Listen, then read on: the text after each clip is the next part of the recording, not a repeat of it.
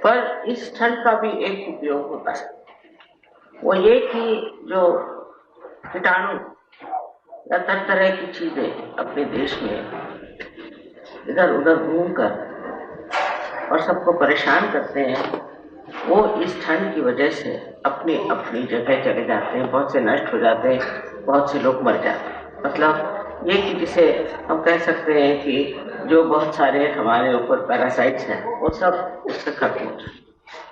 तो ये भी अत्यावश्यक चीज है कि हमारे यहाँ इस कदर ठंड पड़नी चाहिए जिससे हिंदुस्तान की जो इस तरह की चीजें हैं वो खत्म हो जाए। लेकिन संक्रांत का महत्व जो है माना जाता है यह है कि संक्रांत की ठंड में लोगों को अपना इस तरह से ख्याल रखना चाहिए। असल में हमारी जो कुछ भी प्रथाएं हैं, जो भी इस चीज को हम मानते हैं कि जरूरी है, उसको हमने कर्मकांड बना लेने से ही लोग उससे तंग आ गए। लेकिन सबका एक शास्त्रीय दृष्टि से अगर विचार किया जाए तो इन सब चीजों में बहुत बड़ा अर्थ है। इस वक्त तिल और गुड़ दिया जाता है, वो भी समझने की चीज है कि तिल ये स्निग्ध चीज है और उस वक्त ठंड में हम लोग बिल्कुल हमारी त्वचाएं और सब कुछ एकदम बहुत ज्यादा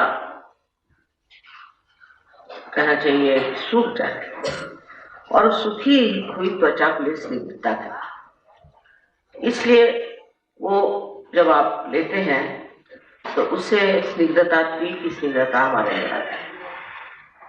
जो लोग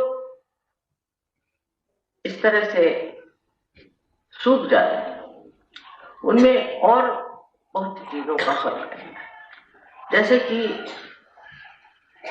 हमारे अंदर जो जीन्स है उसके अंदर जो 3 विशेष चीजें हैं उसमें से फास्फोरस जो चीज है वो बड़ी उत्पाद है। ये फास्फोरस जो है इसमें जब किसी तरह से सूखापन आ जाता है आपके पेशियों में, आपके सेल में, तो पानी सूख जाने से उसके अंदर का फास्फोरस जो है प्रस्फुटित होता है और उसके कारण बहुत स्फोटक स्वभाव होता है।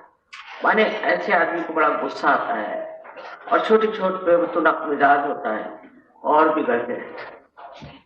इसलिए उस वक्त आपको कोई ऐसी स्निग्ध चीज लेनी चाहिए जिससे उस स्निग्धता के कारण आपके अंदर की जो शुष्कता है, जो ड्राइनेस है, वो खत्म हो जाए। और उसी के साथ में लोग गुड़ लेते हैं या चीनी लेते हैं क्योंकि उससे आपके जो लिवर की, यकृत की जो गर्मी है वही है। ये बहुत ही शास्त्रीय चीज। इस टाइम जबकि बहुत ठंडा होता है तब आपको स्निग्ध चीजें खानी चाहिए और उसके अलावा आपको मीठा खाना चाहिए। और मीठा माने क्या कि शुद्ध, इसको कहते हैं चीनी या गुड़, जिससे कि आपके अंदर आपकी जो गर्मियां हैं वो शोषित हो जाए। अब कितना शास्त्रीय स्वरूप है। यही चीज प्रदेश में अगर लोग करें जब वहां बहुत ठंड पड़ती है और इस तरह का अपना खाना पीना ठीक करें तो उनकी जो बहुत आतताई प्रवृत्तियां हैं, जो एग्रेसिवनेस है, वो खत्म हो जाए। और जिस वक्त ये देते हैं तो महाराष्ट्र में तो खासकर कहते हैं कि तिल और गुड़ लो के मीठा मीठा, क्योंकि जो मनुष्य तापसी हैं और लोग तपस्विता में बैठे हुए हैं वो लोग जरा क्रोध ज्यादा होते हैं और उस क्रोध के कारण कभी कभी बड़े बड़े उत्पात हो सकते हैं और लोग ऐसे लोगों से डरते जरूर है लेकिन उनके प्रति खास श्रद्धा नहीं। तो इस वक्त ये कहा जाता है कि आप तिल और गुड़ लेकर के मीठे बोलिए। अब एक बात है कि स्निग्ध चीज अगर आपने ज्यादा ली तो उसके कारण आपका लीवर खराब हो जाए, इसलिए उसका उत्तर है कि आप उसके साथ गुड़ खाएं, इससे वो दोनों चीज आपस में संतुलित हो जाए। अब ये सूर्य का जो प्रताप है वो समझने की बहुत जरूरत है। जिन देशों में सूर्य इतना होता नहीं वो इस सूर्य को बहुत ऊंची किस्म की चीज मानते हैं और सूर्य में बैठ करके अपनी कांति ठीक करते हैं और महीनों सूर्य के पीछे दौड़ते रहते हैं कि हमारे अंदर जब बहुत ज्यादा राइट साइड हो जाती है और जब हम बहुत तपस्वी हो जाते हैं, सोचते हैं हमने ये काम किया, हमने वो काम किया, ऐसा किया वैसा किया, तो संतुलन टूट जाता है और संतुलन टूट जाने से मनुष्य जो है वो गर्म हो जाता है। अहंकार के कारण आज संसार में कितनी परेशानियां हैं, इसकी कोई हद नहीं। अपने यहाँ हम लोग कहते हैं कि हमारे यहाँ का राजकारण ठीक नहीं है। इस राजकारण के पीछे में भी एक बड़ा भारी अहंकार है कि हम कोई तो भी ऐसे हैं कि हमें न कोई कायदा पकड़ सकता है, नहीं कोई हम गलत काम करते हैं, चाहे किसी को मार डालें, चाहे कुछ करें, हमारा कुछ भी बुरा नहीं। इस तरह की जो भावनाएं आ जाती हैं, ये अहंकार है। अब अहंकार एक तरह से मनुष्य में अनेक चीजों से आता है, पर खास करके आजकल की जो जड़वादिता है, इसको कहते हैं लोग कि अब हर एक चीज आप मटेरियलिज्म की ओर दौड़ जा रहे हैं। उससे भी मटेरियलिज्म की ओर जो लोग दौड़ते हैं उनका अहंकार बहुत बढ़ता है। अहंकार बढ़ते बढ़ते ऐसा हो जाता है कि इतने अंधे हो जाते हैं कि वो भी नहीं देखते कि हम कितना गलत काम कर रहे हैं, हम कितना शोषण कर रहे हैं, हम कितनों से ऐसी ऐसी चीजों की मांग रखते हैं जो हमारा अधिकार, ऐसी अनधिकार चेष्टा करते जाएंगे और उस अनधिकार चेष्टा से हम दुनिया भर के भ्रष्टाचार को भी अपना लेते और कभी सोचते नहीं कि ये गलत काम। इस प्रकार हमारे यहाँ जो राजकारण आज चल रहा है, उसका जो त्रास है, उससे जो तकलीफें हैं, परेशानियां, उसको ठीक करने के लिए भी सूर्य की बहुत जरूरत है। सूर्य क्या करता है? तो सूर्य जो है सब चीज प्रकाश में लाता है। उसका कार्य है कि अंधकार को दूर करके और सब चीज को प्रकाशित करना। यह सूर्य का कार्य है। सूर्य भी एक पंच महाभूतों से एक है और उसमें से वो सूर्य अपने तेज से, अपने तेज के साथ ये प्रकट कर देता है कि कौन कैसा है। आज जो हम कलयुग के बाद युग में उतरे हैं, तो ये कार्य परम चैतन्य सूर्य के द्वारा कर रहे हैं कि सबको वो एक्सपोज करें, सबको वो प्रकटित करें। ये लोग कैसे हैं, वो लोग कैसे हैं, हर तरह के लोग प्रकटित होते जाएं। अगर सूर्य की किरणें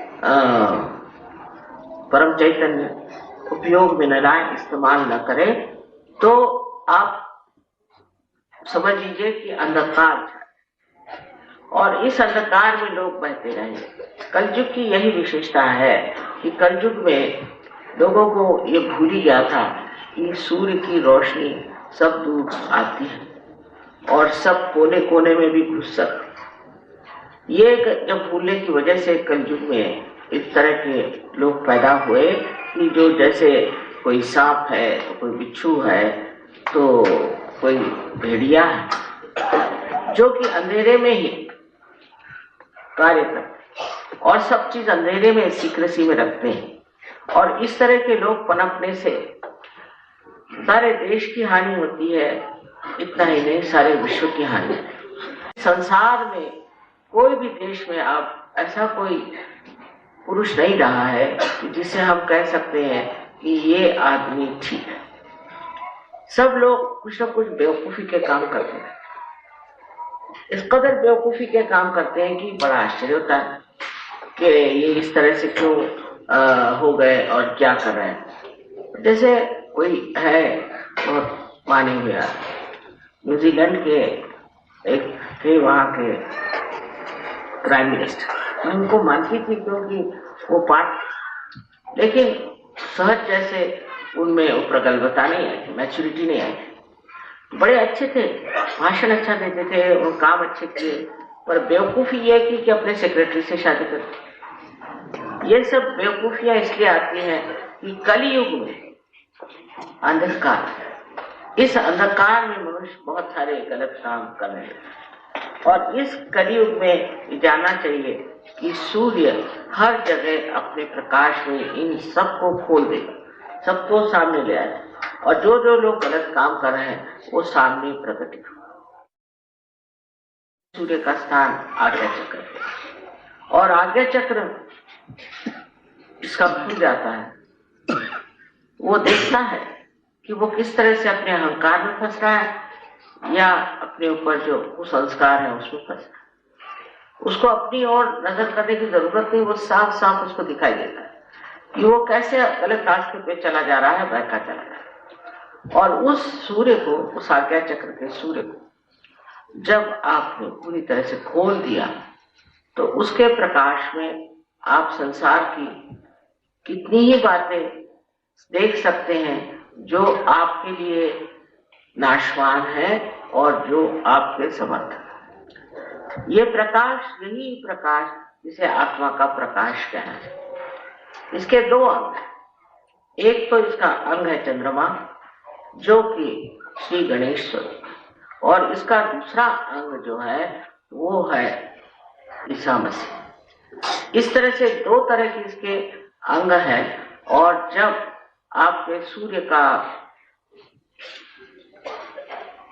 आवाहन आप करते हैं, जब सूर्य को आप बुलाते हैं, तो सूर्य के जितने गुण हैं वो सारे प्रकटित हो सकते हैं।